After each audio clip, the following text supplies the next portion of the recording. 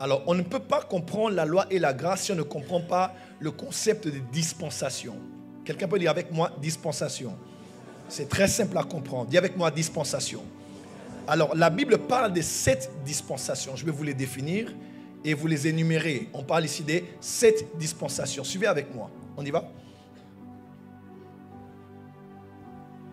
Que veut dire une dispensation? Suivez avec moi, s'il vous plaît. Le mot dispensation dérive du grec oikonomia, souvent traduit par intendance, administration ou gestion.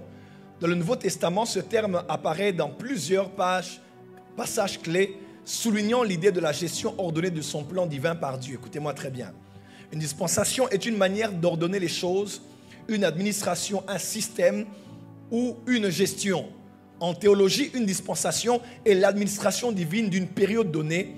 Chaque dispensation est un âge divinement fixé, divine, tout au long de l'histoire biblique.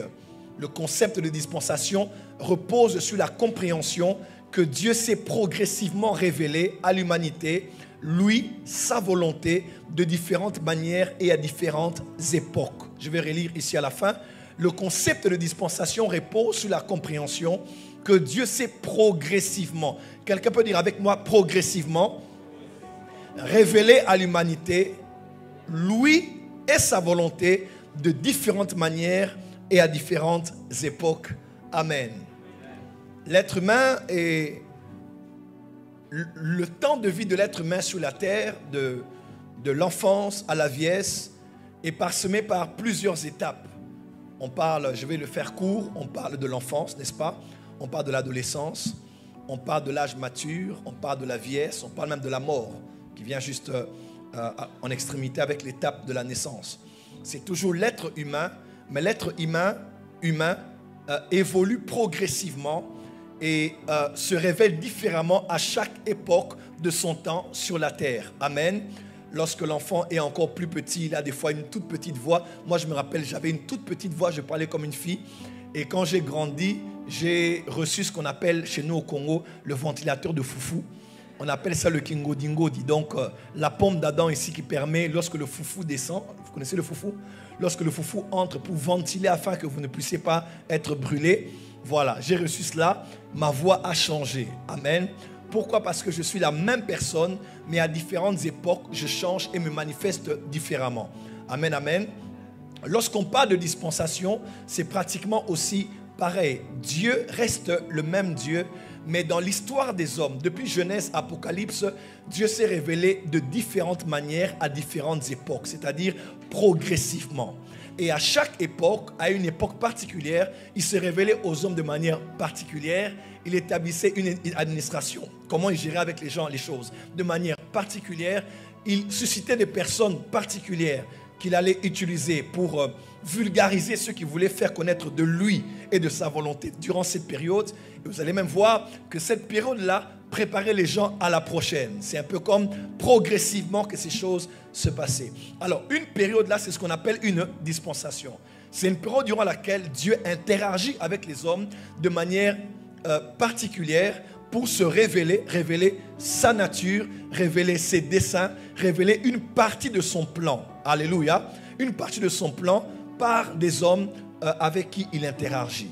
On appelle cela une dispensation. Oikonomia. Amen, amen. Oikonomia. On parle de économie, administration ou dispensation. Quelqu'un peut dire avec moi une dispensation. Alors dans la Bible de Genèse Apocalypse, nous avons 7 dispensations différentes. C'est important que je le dise, comme ça on sait placer le message en contexte. Il existe 7 dispensations différentes. 7 dispensations. On peut avancer. 7 dispensations différentes. Depuis Genèse jusqu'à Apocalypse, on nous révèle Dieu, mais Dieu de manière progressive et Dieu révélé à chaque saison, à chaque âge, par ce qu'on appelle une dispensation. Est-ce que tout va bien là-bas? 4e dispensation dit la promesse. 5e dit avec moi la loi. 5e, répète après moi, la grâce. Et 6e, répète après moi, le royaume. C'est combien ici? 1, 2, 3, 4, 5, 6, 7. Amen. Il existe dans la Bible ce qu'on appelle les dispensations. Et il y en a 7. La première, c'est la dispensation de l'innocence. Ici, Adam et Ève sont dans le jardin. Ils ne connaissent aucun mal. Ils ne savent pas faire la différence entre le mal et le bien. Ils sont en bonne relation avec leur Créateur. Ils sont dans la paix avec Dieu. Ils sont dans la paix avec eux-mêmes ainsi qu'avec la nature. On parle de la dispensation de l'innocence. De la dispensation qui vient juste après, c'est la dispensation de la conscience. L'homme était finalement conscient qu'il était nu. Et c'est là que le péché a été introduit sur la terre jusqu'à l'époque de Noé. Ensuite est venue la dispensation du gouvernement humain. Dieu revient à Noé après qu'il soit sorti de l'arche et il donne les instructions à Noé comme il avait donné à Adam. Il dit à Noé de se multiplier aussi et de remplir la terre. Genèse 6 et Genèse 11. Quand on va dans Genèse 11, on voit les hommes s'étaient organisés sur la terre. Pourquoi? Parce qu'ils voulaient ne pas être dispersés. Ils avaient un seul langage et ils ont élevé une tour jusqu'aux cieux. On voit les hommes commencer à s'organiser en termes de société. Ensuite, de cette lignée, de cette génération, a été tiré un homme qui s'appelait Abraham. Genèse chapitre 12. Dieu maintenant appelle un homme et il lui donne une promesse. C'est là que commence la dispensation de la promesse avec Abraham. Dis avec moi la promesse. Donc la dispensation d'Abraham était la dispensation de la promesse. D'Abraham jusqu'à Moïse, jusqu'à exactement au mont Sinaï. Et c'est au mont Sinaï maintenant que Dieu vient et Dieu appelle Israël au bas de la montagne et Dieu donne à Israël le décalogue, c'est-à-dire les 10 commandements. Et il donne aussi à Israël 613 autres lois pour réguler la vie de la société de plus de 3 millions de personnes qui étaient sorties de l'Égypte. Donc, et juste après la dispensation de la loi, depuis Moïse jusqu'à Actes chapitre 2, lorsque l'Esprit de Dieu est descendu lors de la Pentecôte, on parle maintenant de la dispensation de la grâce, qui a commencé petit à petit à être introduite lors de la naissance de Jésus, lorsqu'il était circoncis, son sang a été versé, n'est-ce pas? Lorsqu'il a vécu, il a commencé à manifester déjà la saison de la grâce, bien qu'il était sous la loi, selon Galates chapitre 4, et on voit sa mort, on voit sa résurrection, mais la dispensation de la grâce a vraiment commencé avec la naissance de l'Église dans Acte 2. Le Saint-Esprit est descendu, l'Église est née et la dispensation de la grâce a débuté, qu'on appelle aussi les temps de la fin. Parce que Joël a prophétisé en disant, dans les derniers jours, Dieu répandra de son esprit. Alors, puisque son esprit était venu ce jour-là dans Actes chapitre 2, on parle de ce jour-là comme étant le début des derniers jours. Amen, amen. Et cette dispensation-là, elle s'appelle la dispensation de la grâce, la dispensation de l'esprit, ou aussi la dispensation des temps de la fin. Alléluia. Cette dispensation va durer jusqu'à l'époque de l'enlèvement. Donc nous tous qui sommes issus de Actes chapitre 2, lors de la Pentecôte, l'Église est née. Jusqu'à ce que Jésus revienne, on parlera de la dispensation de la grâce. Et après, parce que maintenant nous prêchons la grâce, on évangélise, reçoit Jésus, Jésus t'aime, Jésus a besoin de toi. Mais le jour vient où le Saint-Esprit et l'Église seront enlevés. Et sur la terre, il n'y aura pas de Saint-Esprit pour convaincre quiconque, fortifier quiconque de son salut. Là maintenant, les hommes ne seront plus sauvés par la grâce, mais ils seront sauvés par leurs œuvres. Et depuis cette époque-là, jusqu'à la Nouvelle Jérusalem, c'est ce qu'on appelle la dispensation du royaume. Alléluia. Est-ce que c'est clair? Est-ce que c'est clair? Alors, nous sommes à la dispensation de la grâce. Et avant la dispensation de la grâce, il y avait la dispensation de la loi. Dieu est venu à la montagne et Dieu au Sinaï et Dieu a donné à Moïse les 10 commandements. Il a donné des commandements, il a donné 613 autres lois et c'était très très difficile. Amen, amen. Et heureusement que nous sommes dans la dispensation maintenant de la grâce, durant laquelle Jésus-Christ lui-même est venu et nous a donné le salut. Amen. Est-ce qu'on peut avancer? Voilà. Alors, pour résumer le message du dimanche dernier et introduire celui de ce soir, je parlerai de 6 vérités clés de cet enseignement. 6 vérités clés de cet enseignement. On peut avancer. Première vérité. La loi a été donnée par Moïse, tandis que la grâce est venue par Jésus-Christ. Jean 1, verset 17. Car la loi a été donnée par Moïse, la grâce et la vérité sont venues par Jésus-Christ. Donc Dieu avait donné la loi à Moïse. Moïse a donné la loi au peuple. Mais lorsque la grâce et la vérité sont venues, elles sont venues par la personne de Jésus-Christ. Amen, amen. Le temps de Moïse, le temps de la loi, le temps de Christ, le temps de la grâce. Dis avec moi la grâce et la vérité. Voilà pourquoi c'est très important, entre parenthèses, de savoir ceci. Dans l'Église, lorsqu'on parle de la vérité, on doit la lier toujours avec la grâce. La plupart des gens que nous connaissons, qui aiment affirmer ce qu'ils appellent vérité, affirment la vérité pour affirmer leur personnalité. Affirment la vérité pour dire « moi je ne mens point ». Affirment la vérité pour dire « moi je n'aime pas être hypocrite ». Affirment la vérité pour dire que c'est important qu'on dise même à l'église la vérité. Mais ils oublient qu'il n'y a pas de vérité sans ouverture de la grâce. Beaucoup de pasteurs tombent dans ce piège d'être les prédicateurs de la vérité. Beaucoup de servants de Dieu tombent dans ce piège de vouloir être les prédicatrices de la vérité. Donc elle est toujours en train de blesser les gens, de taper sur tout le monde parce qu'il faut dire la vérité. L'église est dans le péché, l'église a ceci, l'église a cela. Écoutez-moi très bien. On ne peut pas parler de la vérité sans pour autant parler de la grâce. Tu n'as pas dit amen là où tu es. Même lorsque Dieu avait prévu le jugement pour Israël, pour Adam et Ève qui allaient mourir, qu'est-ce que Dieu a fait? Dieu a dit si vous mangez de ce fruit, vous allez mourir. Donc Dieu a prévu déjà, il a donné la loi, il a donné la sentence de la loi, mais Dieu avait déjà prévu à côté une bête. Une bête qu'il allait lui-même immoler. Il allait prendre la peau de cette bête dont il allait recouvrir l'homme. Parce que quand Dieu parle, Dieu juge, il donne l'instrument du jugement, mais il donne aussi l'instrument du salut. L'instrument du jugement était la mort, la séparation d'Adam avec Dieu. Quelqu'un est avec moi? Mais la porte de sortie, c'était cet animal qui allait commencer à les couvrir. Quelqu'un est avec moi? Est-ce que je peux avancer? Est-ce que je peux avancer? Le prédicateur de la justice appelé Noé. Lorsque Noé s'est levé en son temps, il a commencé à parler de la vérité, à parler de la repentance. Vous le savez avec moi? On le dit dans 2 Pierre. Il parlait de la justice, il parlait du salut. Parce que Dieu était sur le point de juger la terre, car ils avaient péché. L'instrument du jugement était le déluge, mais l'instrument du salut était l'arche. Quand dans Sodome et Gomorrhe, ils pratiquaient la sodomie, l'homosexualité et tant d'autres choses, le Dieu des cieux s'est fâché où il se trouvait. Dieu a dit, je vais tuer ces gens. L'instrument du jugement, c'était le feu. Mais l'instrument du salut, c'était fuir sur la montagne.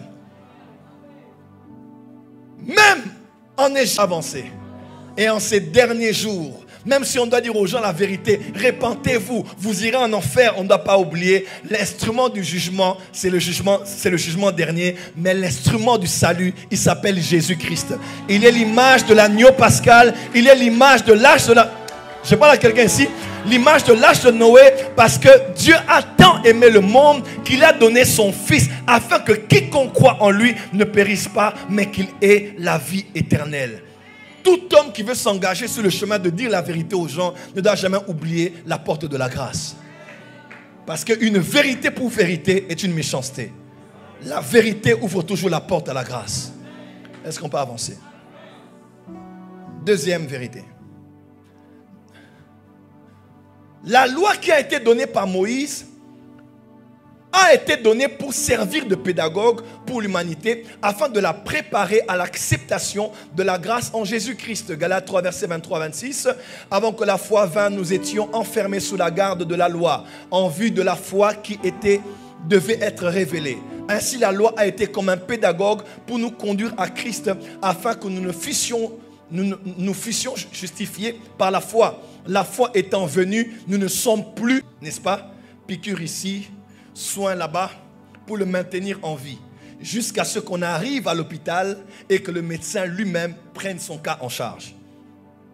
Les ambulanciers sont l'image de la loi. L'homme qui avait déjà péché était mourant. Mais quand la grâce est venue, elle est venue pour nous préparer au fait, pour nous maintenir en vie jusqu'à ce qu'on rencontre celui qui lui-même allait nous prendre en charge et nous guérir de notre maladie. Quelqu'un est avec moi? Dieu a donné à l'homme la loi. Pourquoi? Pour que la loi prépare l'homme à rencontrer la grâce. De quelle manière? Dieu voulait que cela soit ainsi parce que Dieu voulait emmener l'homme à arriver à sa fin. Quand Dieu a donné à l'homme les 10 commandements, quand Dieu a donné à l'homme 613 autres lois, c'était pour emmener d'abord l'homme à pouvoir obéir à sa parole, mais aussi emmener l'homme à à découvrir qu'il ne peut pas obéir à toute la loi de Dieu s'il n'a pas quelqu'un qui vient intervenir à sa place. Parce que pour être juste devant Dieu, il fallait obéir à tous les commandements. Et nul ne le pouvait. Moïse même, que Dieu aimait, qui parlait à Dieu face à face, avait répudié sa femme. David, le bien-aimé de Dieu, qui a écrit des psaumes, qui a servi Dieu, il a tué Uri et il a pris une femme d'autrui. Aucun de ces hommes, aucune de ces femmes n'ont été parfaits devant Dieu. Aucun. Tu obéis à 9 commandements, tu faillis à un seul et tu n'es pas juste. Alléluia. Dieu avait permis que la loi vienne pour emmener les hommes à savoir qu'ils ne peuvent pas être justes devant Dieu par leurs œuvres. Ils devaient arriver à un point où ils sont justes devant Dieu parce qu'ils ont foi en ce Dieu-là. Est-ce qu'on peut avancer? Dis à ton voisin, tu ne peux pas être juste devant Dieu par tes propres œuvres. Aujourd'hui, nous sommes sous la grâce. Tu n'as plus besoin de la loi. Sous la loi, Dieu disait faites. Il n'y avait même pas de prière. Remarquez, mais dans les 10 commandements, il n'y avait aucune prière. Mais dans la nouvelle alliance, on nous dit, lorsque vous voulez prier, dites. Parce que dans l'ancienne alliance, c'est l'homme qui doit faire des choses pour être juste devant Dieu. Dans la nouvelle alliance, c'est l'homme qui ne fait rien, mais qui dépend de Dieu pour recevoir de lui. Quelqu'un est avec moi? Est-ce que je peux vous dire quelque chose de fort ici? C'est la différence même, évangéliste Myriam, qu'il y a entre le livre de Galates et le livre de Corinthiens. Quand vous lisez le livre des Corinthiens, les Corinthiens c'est une église pécheresse. 1 Corinthiens 5, il y a même un homme qui est tellement adultère, il allait coucher avec la femme de son père. 1 Corinthiens 5, verset 1. Il vivait dans le désordre. Par rapport au don spirituel, désordre. Par rapport à la Sainte Seine, même Paul a dit, si vous voulez vous enivrer, hein, allez boire à la maison. Et les gars disaient, oh le vin là, le sang de Jésus, tellement bon. Et puis ils s'enivraient. Oh le corps du Seigneur, alléluia. Il bouffait, il s'empiffrait du corps de Jésus. Même Dieu dit, Paul dit, mais vous êtes comment comme ça? Qu'est-ce que vous avez comme problème? Une église vraiment qui vivait dans le désordre, dans la dépravation charnelle. Les femmes parlaient comme elles voulaient. Il a dit, allez, mettez un voile sur la tête parce que c'était vraiment le désordre. Mais regardez, Paul n'a pas été autant sévère avec eux qu'il a été avec ceux de Galates. Ceux de Galates, pour autant, ils étaient différents. Ils n'étaient pas dans la vie de péché comme les Corinthiens. Mais il a été plus tendre avec les Corinthiens qu'il ne l'a été avec les Galates. Aux Galates même, il dit que qui vous a envoûté, qui vous a ensorcelé, au point même où l'apôtre Paul a levé la voix sur l'apôtre Pierre. Il a été très dur avec Pierre. Vous savez pourquoi? Parce que les Corinthiens connaissaient l'importance tellement de la machine à laver qu'ils se salissaient les vêtements. Obéissance à Dieu, ils sont impitoyables. Quand quelqu'un même pêche, ils ne peuvent même pas croire que le sang de Jésus peut purifier ce genre de péché. Eux, ils ont cassé la machine à laver. Mais les Corinthiens, ils connaissaient tellement la grâce de Dieu qu'ils commençaient à faire n'importe quoi. Alors, il faut trouver le juste milieu. On ne peut pas être légaliste au point, est-ce qu'on doit pécher parce que là où le péché abonde, la grâce surabonde? Non. La grâce n'est pas une licence pour aller pécher. Au contraire, à cause de cette grâce-là, je ne peux pas pécher parce que son sang qui a été versé pour moi est tellement précieux que je ne peux pas faire de la peine à celui qui m'a tant aimé. En même temps, on ne peut pas vivre comme on le veut parce que le sang de Jésus est là. On ne peut pas aussi être extrêmement dur, pire même que la loi, empêchant certains de trouver grâce aux yeux de Dieu parce qu'on se dit que la loi est telle qu'elle est. On peut avancer. C'est ainsi. On peut avancer. Troisième. Voilà, vous voyez ici, Romains 3, verset 20. Car nul ne sera justifié devant lui par les œuvres de la loi, puisque c'est la loi qui vient la connaissance du... Puisque c'est par la loi que vient la connaissance du péché. Dis à ton voisin, tu n'es pas juste parce que tu obéis à la loi. Ok? Galates 2, verset 16. 8 secondes. Cependant, nous savons que l'homme est reconnu juste par Dieu uniquement à cause de sa foi en Jésus-Christ et non parce qu'il obéit en tout à la loi de Moïse. Bible amplifiée. C'est pourquoi nous aussi, nous avons cru en Jésus-Christ afin d'être reconnus juste à cause de notre foi au Christ et non pour avoir obéi à cette loi. Car personne ne sera reconnu juste par Dieu pour avoir obéi en tout à la loi. Dis à ton voisin, il ne s'agit pas des mérites ici. Il s'agit de sa grâce. Tu n'as pas dit amen. Donc même quand tu as fait une bonne offrande au prophète, il ne s'agit pas de ton offrande. Même quand tu as acheté les instruments de l'église, il ne s'agit pas de ton offrande. Même quand tu as prêché, tu as chanté ici, il ne s'agit de rien d'autre. Ce qui compte pour Dieu avant toute chose, c'est l'œuvre parfaite, l'œuvre complète que son Fils a fait à la croix. Pourquoi? Parce que nous sommes dans une nouvelle dispensation durant laquelle Dieu veut se révéler autrement. Il ne peut pas en être autrement. Il ne peut pas se conduire aujourd'hui comme il était sous la dispensation de la loi. Parce que nous sommes dans la dispensation de la... Dis à ton voisin, tout est grâce. Nous qui vous parlons de spiritualité ici, faites ceci, faites cela. Par-dessus tout, n'oubliez pas que c'est d'abord la grâce de Dieu. Il y a des gens qui prient plus que toi, mais qui n'ont pas eu ce que tu as eu. Il y a des gens qui donnent plus que toi, mais qui n'ont rien eu jusqu'à ce jour. C'est d'abord la grâce de Dieu. Dis avec moi, c'est d'abord la grâce. Paul dit aux Romains ceci, il dit, ça ne dépend pas de celui qui veut, ni de celui qui court, mais de Dieu qui fait miséricorde.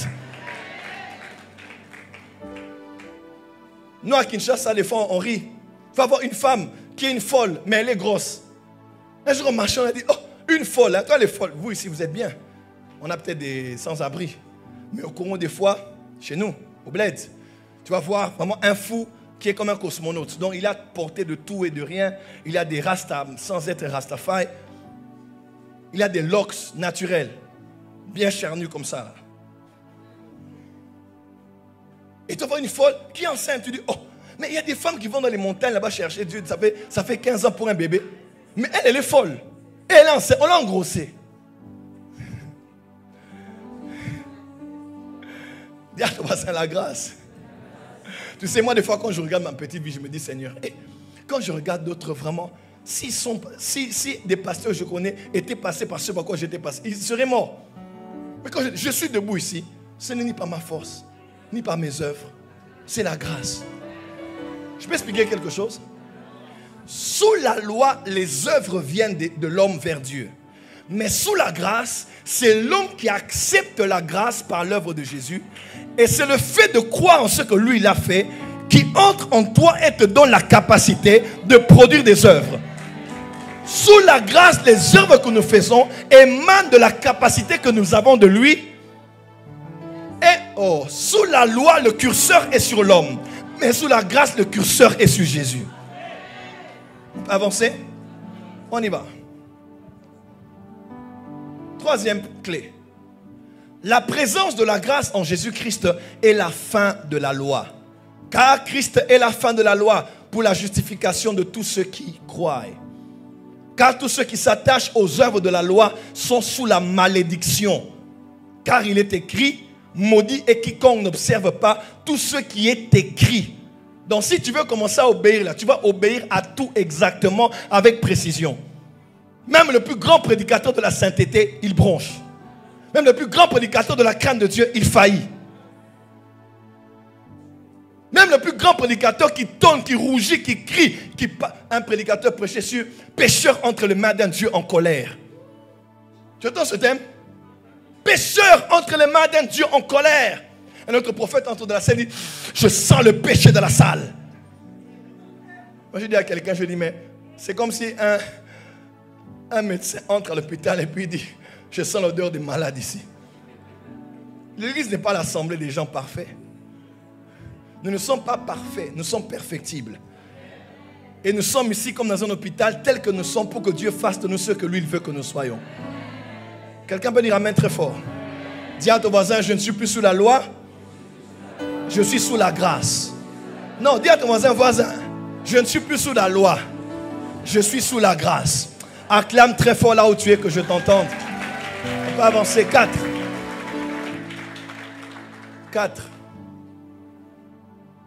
La loi a commandé à l'homme d'aimer Dieu et à aimer l'homme comme lui-même. Mais la grâce présentée dans les épîtres a mis de l'emphase sur la connaissance et la foi en l'amour de Dieu. Matthieu chapitre 22, Jésus parle avec un docteur de la loi. Parle-nous du plus grand commandement. Jésus dit, le plus grand commandement, tu aimeras le Seigneur ton Dieu de tout ton cœur, toute ton âme, ta force, ta pensée. Le deuxième d'ailleurs, qui n'est pas le moindre, Jésus dit, il dit, tu aimeras ton prochain comme toi-même. Car de ces deux commandements dépendent la loi et les prophètes. Et je vous ai dit dimanche dernier, enfants de Dieu, ce commandement-là ne concerne pas la dispensation de la grâce. Ce commandement-là concerne la dispensation de la loi. Le verset, tu aimeras le Seigneur ton Dieu de tout ton cœur, toute ton âme, toute ta force, toute ta pensée. Et la suite, le verset qui dit, tu aimeras ton prochain comme toi-même. Ces deux versets ne concernent pas la dispensation de la grâce. Et pourtant, on nous prêche ça. Et pourtant, on nous instruit sur cela. Et pourtant, on nous oblige à pratiquer cela, à aimer Dieu de tout son cœur, toute son âme, toute sa force, toute sa pensée. On nous oblige à aimer notre prochain comme nous-mêmes.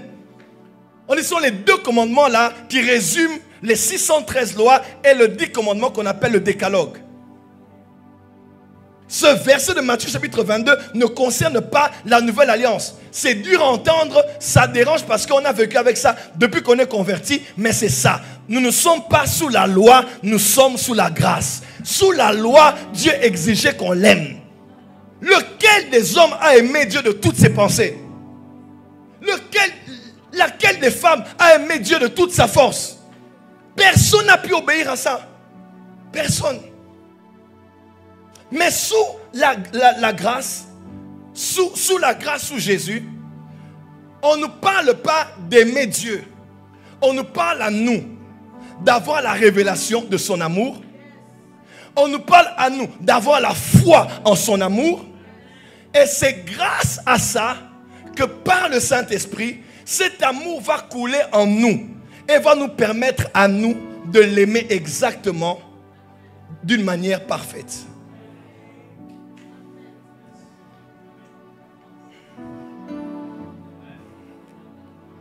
Oh, parce que on en a donné une prophétie quelque part. Oh, parce que tu as abandonné ton premier amour. De quel premier amour il s'agit? Qui a aimé qui en premier? Est-ce que c'est moi qui l'ai aimé en premier ou celui qui m'a aimé en premier? Même quand Jésus disait, je prêcherai ça une autre fois. On va commencer à faire une étude comparative entre l'épître de Paul aux Éphésiens et Apocalypse chapitre 2. Vous allez voir que le premier amour là ne veut pas forcément dire ce que l'on a toujours pensé. Parce que n'oubliez pas que Dieu n'exige pas de nous.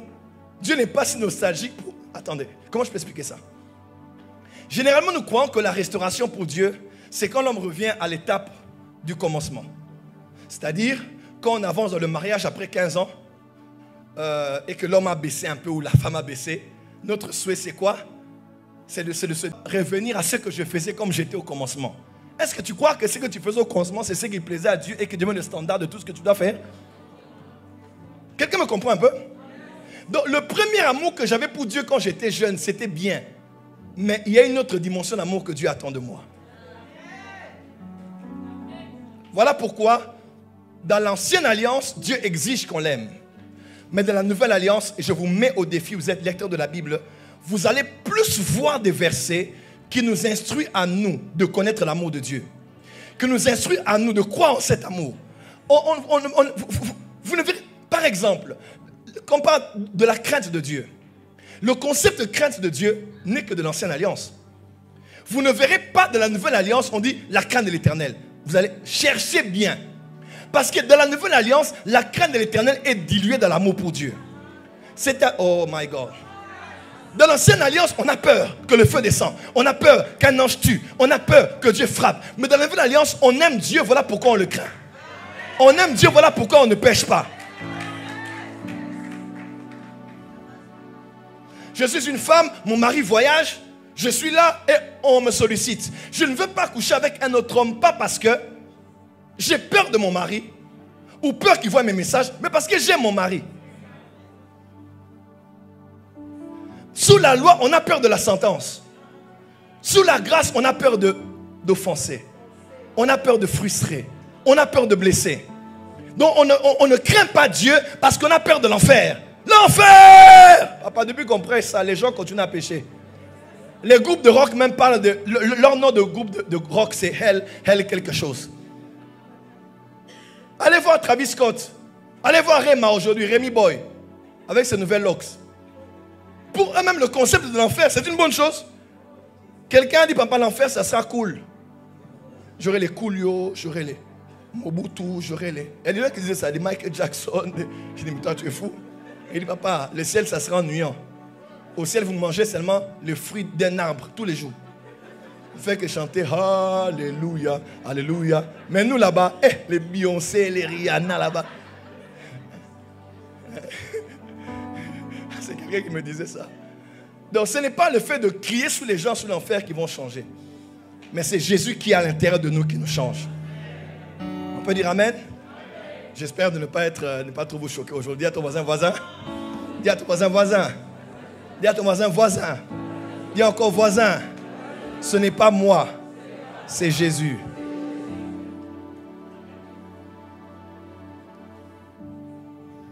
Je vous donne quelques textes. On y va? Vous allez écrire, noter les versets. Je vais vous en lire 3. On peut aller. Suite. Je vous donne juste 10 versets sur l'amour de Dieu dans le Nouveau Testament. On peut aller ensemble? Par exemple, 1 Jean 3, verset 1. Voyez quel amour le Père nous a témoigné pour que nous soyons appelés enfants de Dieu. Voyez quel amour le Père nous a témoigné. Version anglaise contemporaine. Pensez à l'amour que le Père nous porte. Donc ne vis pas là en train de te dire, je ne dois non plus qui nous sommes. Une autre version dit, considérez ceci. Le Père nous a donné son amour. Il nous aime tellement. Dites avec moi, Dieu m'aime tellement. Alléluia. La nouvelle alliance ne te pousse pas à être là, commencer à penser, à être nostalgique sur comment je dois encore aimer Dieu, papa. C'est une voie sans issue. Parce que si c'est en quantité, quelle est la quantité requise pour que Dieu sache qu'on l'aime vraiment? Tu vas créer cet amour comment, honnêtement? Tu vas voir, tu vas t'arrêter. Parce que la loi est arrivée pour amener l'homme à s'arrêter et à découvrir qu'il ne peut pas produire les œuvres qui plaisent à Dieu par lui-même. Quelqu'un peut dire amen? Son amour n'est pas quantitatif. Dieu est amour par essence et par nature. Dis à ton voisin, il est trop tard pour que Dieu puisse te haïr. Dis à ton voisin, Dieu t'aime. Dis à ton voisin, Dieu t'aime. Dis à ton voisin, Dieu est amoureux de toi. Car Dieu est amour. 1 Jean 4, verset 10. Et cet amour consiste non point en ce que nous avons aimé Dieu, mais en ce qu'il nous a aimés et a envoyé son Fils comme victime expiatoire pour nos péchés. Donc l'amour au fait ne consiste pas en ce que moi j'aime Dieu. Non, non, non, calme-toi. Mais ça consiste au fait que lui t'a aimé et il a envoyé son Fils Jésus comme victime expiatoire. 1 Jean 4, 16. Et nous avons connu, Ginosko, aïe aïe aïe.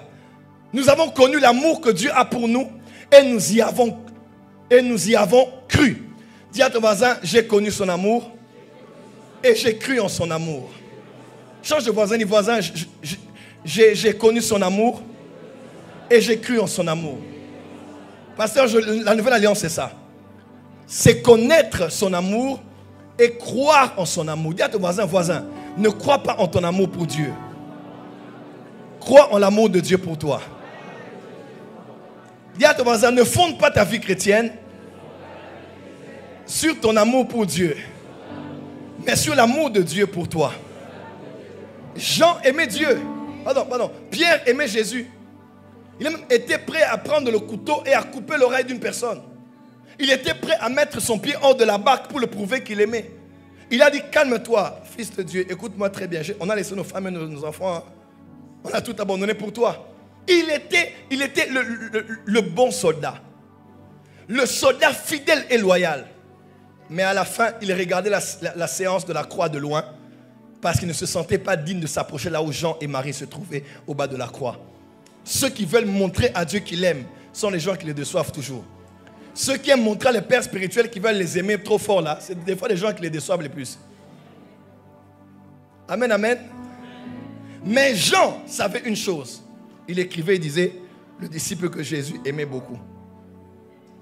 À vrai dire, Jésus ne l'aimait pas plus que Matthieu. Lui-même, il avait la conscience. Il avait sa révélation à lui que Jésus m'aime beaucoup. Matthieu n'a jamais dit ça. Luc n'a jamais dit ça. Marc non plus. Il a écrit ça chez lui-même pour dire que moi je sais qu'il m'aime beaucoup. Il avait plus conscience que Jésus l'aimait que lui, il n'aimait Jésus. Celui qui aimait Jésus l'a trahi au chant du coq. Mais celui qui savait que Jésus l'aimait, il est resté jusqu'au bas de la croix et il a été à Patmos, il a reçu l'Apocalypse. Ne base pas ta foi chrétienne sur « moi je vais prouver que... » Non, calme-toi. Sers Dieu avec humilité. Des gens plus zélés que toi sont tombés. Des gens plus zélés que toi ont failli. Et ces genres de personnes, quand ils tombent, ils ne se pardonnent pas. Ils ont tellement été durs que quand ils font quelque chose, que quand ils faillissent un peu, oh, je voulais faire un sans faute. Papa, oublie. Pour le mariage, hein, oubliez les sans fautes. Quand vous entrez pour attendre la perfection l'un de l'autre là, demandez à nos parents qui vont vous expliquer. Il n'y a pas de sans faute. Il y aura toujours des erreurs. Il y aura toujours des sauts d'humeur. Il y a un jour comme ça durant l'année, en 365 jours, où Satan vient habiter en toi, Sévérine. Ouais. Toi, tu te poses la question, c'est un démon que j'ai épousé ou c'est Satan lui-même? Des fois, tu te dis, mais c'est Centrafricain là. Les esprits qu'on a connus de la guerre de la Centrafrique sont sortis des tombeaux, sont venus habiter en lui dans mon foyer. Mais c'est toujours ton mari, parce qu'il y a des jours comme ça. Il n'y a pas de sans faute, ça n'existe pas. La perfection là, on la verra au ciel. Sur la terre, nous branchons tous. Nous grandissons tous les jours. Et par la grâce de Dieu, nous allons petit à petit vers la perfection. Nous luttons pour le plaire, pour le faire plaisir et pour ne pas le décevoir. Dis à tes voisins, il n'y a pas de sans faute. Le jour encore que tu feras... si tu vas dans ce sens-là, tu vas mourir pour rien. Allez-y, mollo, mollo. Comment tu peux prendre quelqu'un qui a 50 ans et quelqu'un qui a 32 ans, par exemple, vous mettez 40 et 32 dans la même maison et vous voulez que tout change sur l'autre le même jour?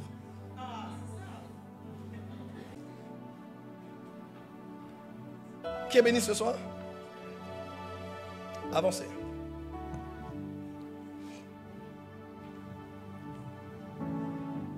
Oh, tu es merveilleux, Seigneur. Merci pour ton amour.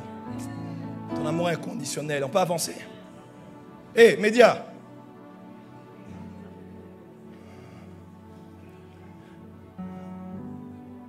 Romains 8, 35 à 39. Qui nous séparera de l'amour de Christ? Aïe, aïe, aïe, aïe, aïe, aïe. Sera-ce la tribulation, l'angoisse? Dis avec moi, arrête d'être angoissé. Ou la persécution, la faim, la nudité, ou le péril, ou l'épée? Selon qui est écrit, c'est à cause de toi qu'on nous met à mort tout le jour, qu'on nous regarde comme des brebis destinées à la boucherie. Mais dans toutes ces choses, nous sommes plus que vainqueurs par celui qui nous a aimés.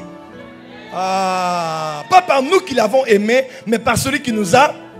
Car j'ai l'assurance que ni la mort, ni la vie, ni les anges, les dominations, les choses présentes et à venir, les puissances, la hauteur, la profondeur, aucune autre créature ne pourra nous séparer de l'amour de Dieu manifesté en Jésus-Christ, notre Seigneur.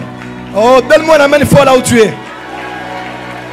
Apocalypse 3, verset 9. Voici, je te donne ceux de la synagogue de Satan, qui se disent juifs et ne le sont pas, mais qui mènent, mais qui mentent. Voici, je les ferai venir se prosterner à tes pieds et connaître que je t'ai. Lève les mains et dis, Seigneur, tu m'as aimé. Et j'en suis conscient. La nouvelle alliance, quand vous lisez bien, tous les épîtres de Jean ou de Paul parlent plus d'une connaissance, ginosko, même des fois de épignosis. J'en parlerai à un culte ici sur les 5 dimensions de connaissance. Les 5 mots qui parlent de la connaissance. Il y a ginosko, il y a épignosis. Donc une connaissance précise, exacte et expérimentée de l'amour de Dieu. L'amour de Dieu. On peut avancer? 5e. Dans la loi, l'amour émane de l'homme pour Dieu, exprimé par des œuvres qui le démontrent. Dans la grâce, l'amour de l'homme pour Dieu est le reflet de la connaissance que l'homme possède de l'amour de Dieu envers lui. Pour nous, nous l'aimons parce qu'il nous a aimés le premier. Parce que c'est parce qu'il nous a aimés le premier que nous l'aimons. Parce que notre amour ne vient pas de nous comme étant la source. La source de notre amour pour lui, c'est lui. C'est son amour diffusé en notre direction qui nous permet de refléter ce même amour envers lui. Nous l'aimons parce que lui, il nous a aimés le premier. 6e point. Je commence mon message de ce soir. Sous la loi, l'homme aime son prochain comme lui-même, selon les commandements de Dieu.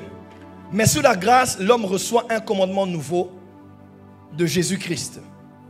Je vous donne un commandement nouveau. Aimez-vous les uns les autres comme je vous ai aimé. Vous aussi aimez-vous les uns les autres. À ceci, tous connaîtront que vous êtes mes disciples si vous avez de l'amour les uns pour les autres. Acclamez, je vais commencer mon message de ce soir et clôturer.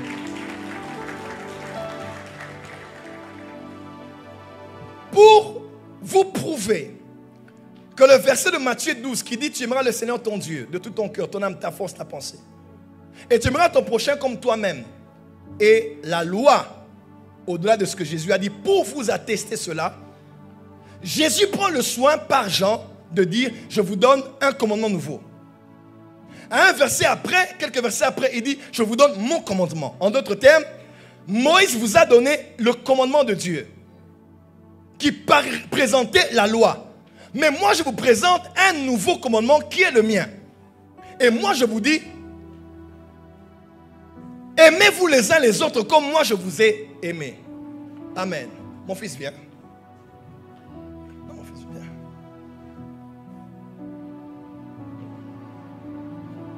Mets-toi ici.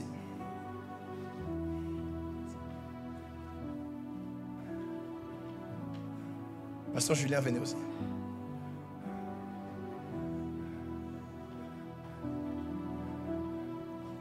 Considérez la loi de Moïse. Le deuxième commandement, n'est-ce pas, qui résume avec le premier, les 10 commandements. Tu aimeras le Seigneur ton Dieu. Nous avons dit ici, ce commandement ne nous concerne pas, c'est la loi. Bien que ça te blesse. Tu sais, la grâce dérange beaucoup ceux qui aiment prouver. La grâce dérange l'orgueil de l'homme. Quand on prêche sur la grâce, beaucoup de gens n'aiment pas. Parce qu'ils auraient voulu être reconnus pour avoir fait quelque chose. Ils auraient voulu être acclamés pour avoir donné quelque chose. Pour avoir été reconnus. Donc, parce que la loi te fait oublier toi et présente Dieu. Voilà pourquoi, sur la montagne de transfiguration, Moïse est apparu. Moïse représentait la loi. Et Élie représentait les prophètes.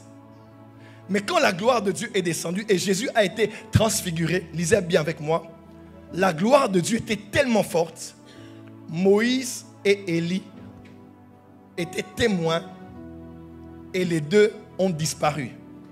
Et la voix a dit, celui-ci est mon fils bien-aimé, écoutez-le. Parce que sur la montagne, Dieu voulait révéler à Pierre, Jean et Jacques, il n'est plus pour vous le temps de passer le temps à écouter la loi et les prophètes. Puisque la loi et les prophètes parlaient de lui. Jésus a dit, dans Jean chapitre 5, 39 je crois, il dit, vous sondez les Écritures parce que vous croyez avoir la vie en elles. En effet, les Écritures rendent témoignage de moi. À vrai dire que ce soit Moïse ou bien les prophètes, ils parlaient de plusieurs manières, par des animaux, par des cérémonies, par des personnages. Ils prophétisaient, ils préfiguraient ce que Jésus allait faire dans la perfection. Et nous sommes à la saison où la loi disparaît, les prophètes disparaissent, un seul reste au centre, il s'appelle Jésus et c'est lui qu'on doit écouter, lui qui apporte la grâce. Ton amen n'est pas arrivé ici, dis amen très fort. Dis amen bien que je t'entende. Mais la loi a dit, tu aimeras ton prochain comme toi-même. Maintenant, regardez avec moi, ce verset ne nous concerne pas. Tu aimeras ton prochain comme toi-même. Écoutez-moi très bien, francophonie. Ce verset ne nous concerne pas. Parce que c'est la loi. Je peux te le démontrer. Comment on vous appelle comment? Pasteur Julien. Et vous? Il est lui d'Orient. Il est lui d'Orient. Ton prénom est trop long. Dorian. Et Julien. Julien. Ok. Julien. Julien. Et Dorian. ok. Julien, tu aimeras Dorian comme toi-même. Tu aimeras Dorian comme tu t'aimes. Ça veut dire quoi? Ça veut dire le standard de l'amour que tu peux donner à Dorian est défini par l'amour que tu as pour toi-même. Tu vas aimer Dorian comme tu t'aimes. Est-ce que vous savez qu'il y a des gens qui ne s'aiment pas? Est-ce que vous savez qu'il y a des gens, quand ils sont devant la glace, ils se regardent. Ils commencent à se décortiquer chaque partie de leur être. Et se disent à la fin, je dois aller en Tunisie, je dois aller en Turquie, je dois aller au Liban, je dois aller en Inde. Quelqu'un peut dire amen? Parce que je n'aime pas mon apparence, je n'aime pas ceci, je n'aime pas cela. Est-ce que les femmes peuvent dire amen? Même les hommes peuvent dire, je n'aime pas ce gros ventre, je n'aime pas ceci, je n'aime pas cela. Mais papa, si je ne m'aime pas, comment je peux aimer mon prochain? Il y a des gens qui n'ont même pas l'amour de soi. Ils n'ont ni foi en eux, ni d'amour pour eux, ni de considération pour eux-mêmes. Alors comment je peux aimer mon prochain comme je m'aime moi-même? Si j'aime mon prochain comme moi-même, c'est moi qui suis le baromètre et le standard. Donc l'amour que je donne est en fonction de l'amour que j'ai. On ne donne que ce qu'on reçoit. Si je n'en ai pas, j'en donnerai comment?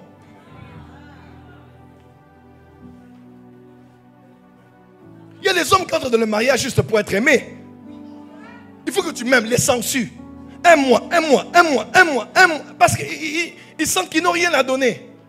Comment tu peux aimer ton prochain comme toi-même tu t'aimes? Impossible, parce que c'est la loi.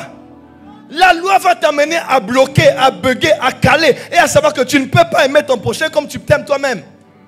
C'était le commandement de Moïse. Mais Jésus vient, Jésus dit, laissez ce commandement. Je vous donne un commandement nouveau. Aimez-vous les uns les autres, pas comme tu aimes.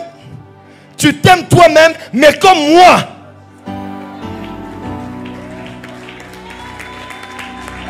Je ne sais pas à qui j'ai parlé ce soir.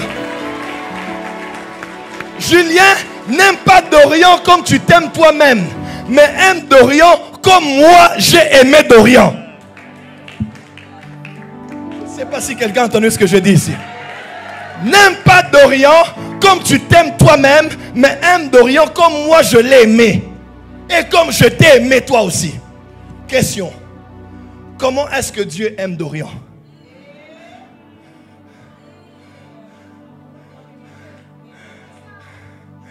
Comment est-ce que, Julien, Dorian, comment est-ce que Dieu t'aime? Jésus t'aime comment? Donc le standard, ce n'est plus toi. La référence d'amour, l'exemple, le modèle, ce n'est plus toi. Mais l'exemple et le modèle, la référence, c'est lui. Maintenant, je dois l'aimer lui comme Jésus m'aime. Je dois l'aimer lui comme je sais que Jésus l'aime. C'est quel genre d'amour? Voilà pourquoi quand on est chrétien, notre amour est surnaturel. Venez, descendez. C'est comme ça qu'on nous regarde. C'est comme ça qu'on nous regarde. C'est comme ça qu'on nous regarde. On bénit nos ennemis. On donne à ceux qui nous font du mal. On manifeste de la compassion envers ceux qui nous ont persécutés. Parce que ce n'est pas un amour ordinaire. C'est l'amour de Jésus. C'est comme ça qu'on peut te faire un mal impardonnable, mais Jésus peut, par l'amour qu'il a envers la personne. Vous savez, ça fait quelques années, nous avions une réunion de couple à l'église où je priais. J'étais encore très jeune, j'avais la vingtaine. Et il y a une femme, elle était jumelle, elle m'a invité chez elle à la maison pour prier. Elle m'a reçu, on commençait à parler. Elle m'a dit, prophète, j'aime plus mon mari.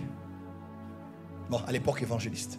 Elle dit, mon mari est le numéro 1 de la chorale de telle église protestante, connue à Kinshasa.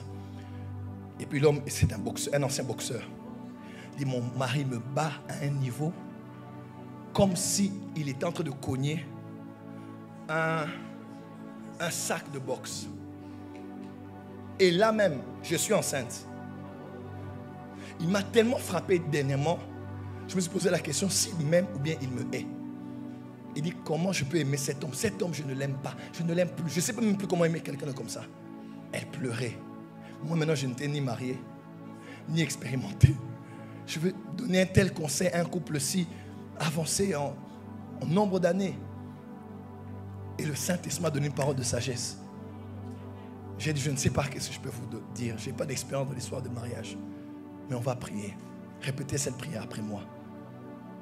Dis avec moi, Jésus, Jésus. Mon mari me bat. Mon mari me bat. Je l'ai fait répéter tout ce que son mari faisait. Elle pleurait à chaudes larmes. Ça coulait des narines, ça coulait des yeux. Elle pleurait de tout son être. Il m'a blessé. Elle a commencé à rire. Elle pleurait, elle pleurait, elle pleurait. Et il dit, Jésus, je ne l'aime plus. Je ne l'aime plus. Il dit, mais toi, Jésus qui vis en moi et qui l'aime, aime mon mari au travers de moi. Pardonne mon mari à travers moi. Elle a commencé à pleurer, à pleurer.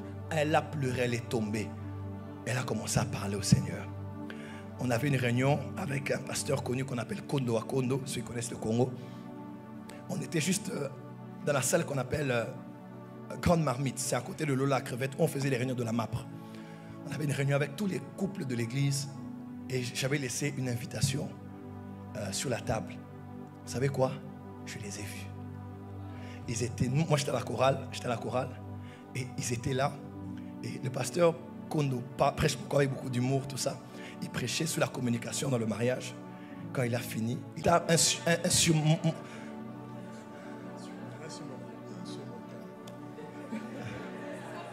c'est ça.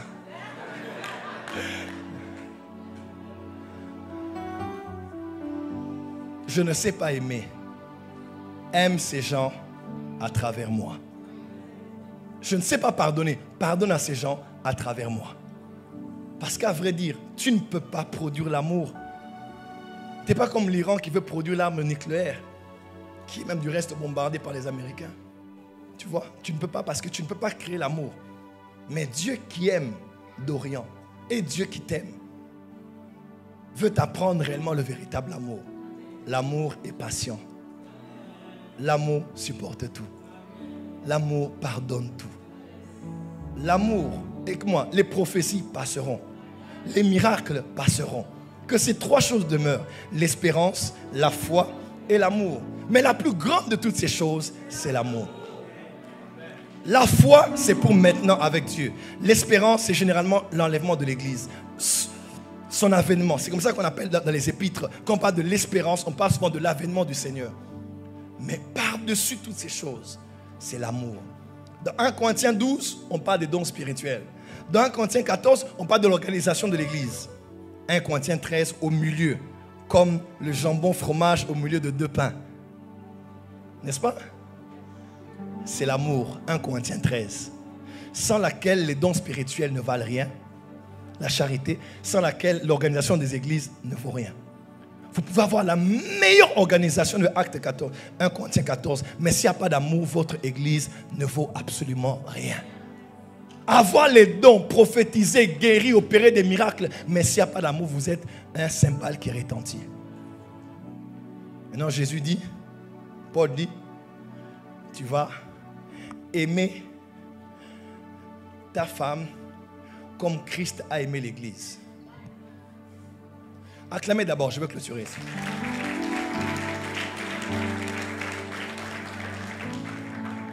Nous sommes dans un monde dans lequel pour réussir, il faut avoir des modèles. Ça c'est clair. Du reste, pour dire papa et maman, maman nous a appris à dire dis papa et j'ai dit papa, dis maman et j'ai dit maman. Parce qu'on apprend toujours des autres. Dès le bas âge, on a appris à apprendre des autres. À l'école, les devoirs qu'on faisait. Et jusqu'à ce jour, on apprend à avoir des modèles. Pour les affaires, on a des mentors. Et même pour le mariage, généralement, on aime avoir des couples qui sont des références. Les parrains, les témoins, les parents, les beaux-parents. On peut toujours et on aura toujours des choses à apprendre en bien de chaque couple. Mais n'oubliez pas, les couples sont différents. Chacun a son histoire. Ce qui est applicable chez les uns n'est pas forcément applicable chez nous.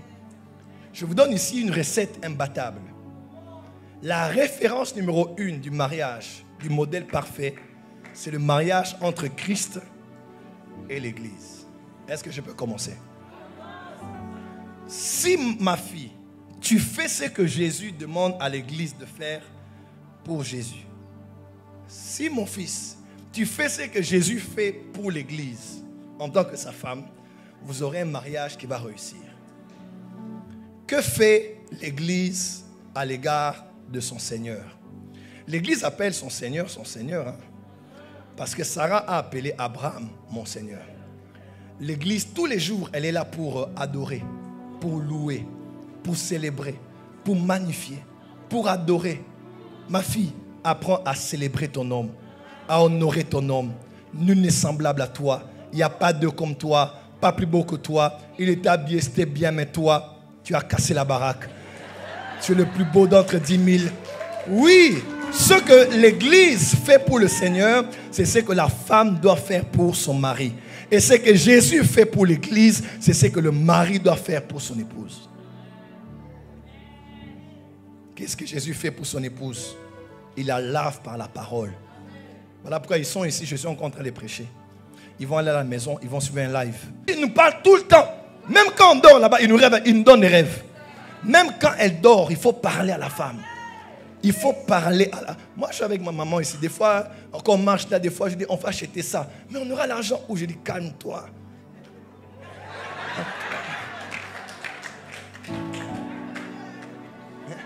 Parle. Voilà pourquoi même la plupart des femmes chrétiennes vont chez les païens parce que les frères ne savent pas parler. Quand elles veulent écouter les paroles, lisons Matthieu chapitre 21. Il faut pas. Il faut parler. Il faut parler. Parle. Qu'est-ce que Jésus fait? Il nous protège. Protège ton épouse. Ne l'expose pas devant les gens. C'est ta femme. Il n'y a pas ta famille entre elle et toi. Maintenant, vous commencez aussi votre famille. Est-ce que je peux dire quelque chose? À vrai dire, les parents sont en alliance. Papa est en alliance avec sa femme. Mais papa et maman ne sont pas en alliance avec vous. Parce que vous aussi, demain, vous serez en alliance avec vos maris et vos femmes. Et du reste, vous avez commencé à 2. Les enfants vont venir. Après, les enfants vont partir. Et vous allez rester à 2. Comme les parents sont là, à 2. Et vous êtes tous partis. Et ils continuent là où ils s'étaient arrêtés. Et ils commencent à dire, envoyez les enfants pour le week-end. Vous, on est fatigué de vous envoyer les enfants. L'amour, c'est quelque chose. Hein? Tu aimes ton mari différemment. Et quand tu touches ta fille, ton nouveau bébé, tu aimes ta fille aussi d'un amour différent. Et lorsque ta fille a aussi un enfant, cet enfant-là, tu l'aimeras de manière différente. L'amour, c'est quelque chose. Ce que Jésus fait pour l'Église, on dit aimer. Jésus, qu'est-ce qu'il a fait? Il s'est donné à la croix. Mon fils, fais tout pour ta femme. Maman, elle est là. Tu manques de quelque chose? Tu veux quoi là où tu veux quoi encore?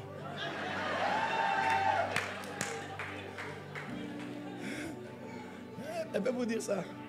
C'est je suis un responsable. Pourvois. Travaille si tu veux. Saigne si tu vas saigner. Si elle veut son Chanel, elle doit avoir son Chanel. Si elle veut son Louboutin, elle doit avoir son Louboutin. Dites amen. Oh, dites amen bien. C'est pas pour vous, c'est pour les mariés. Pour le marié, c'est. Vous n'avez rien vu, restez concentrés ici. Quelqu'un peut dire amen très fort. Dis amen très fort. Tout ce que Jésus fait, c'est ce que tu dois faire. Et Jésus fait quoi? Il nous supporte tous les jours.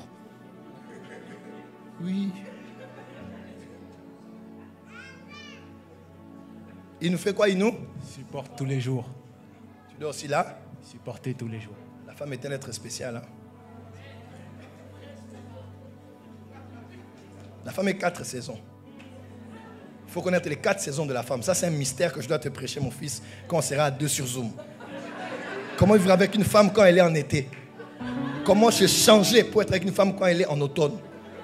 Quand elle permute en printemps. Et quand elle fait une pirouette, elle atterrit en hiver. Il faut savoir gérer la femme dans toutes les saisons.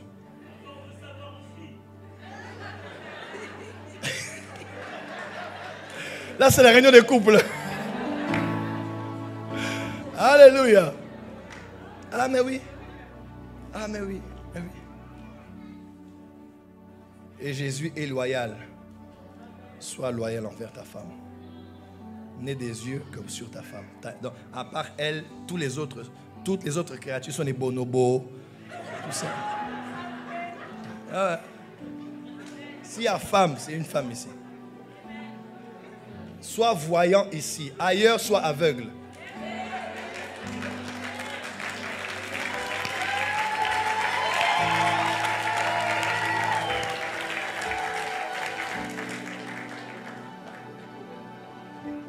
Est-ce que c'est vrai? Donc, quand tu poses les yeux sur elle, tu recouvres la vue. Mais quand tu regardes ailleurs, vois seulement comme les draps, les rideaux. Il n'y a pas femme, c'est elle qui est la femme. Lui aussi, c'est ton mari. Crois en lui. Tu sais, c'est pas facile d'être un homme actuellement. Pas facile. Il y a tellement de pression sur la terre. Laisse que la maison soit un lieu où il se repose. Où il sait que je suis dans un endroit où je serai au calme. Mon oasis. Pas être comme les hommes qui aiment rester tard au bureau parce qu'ils savent que quand ils rentrent à la maison, RFI, Al Jazeera.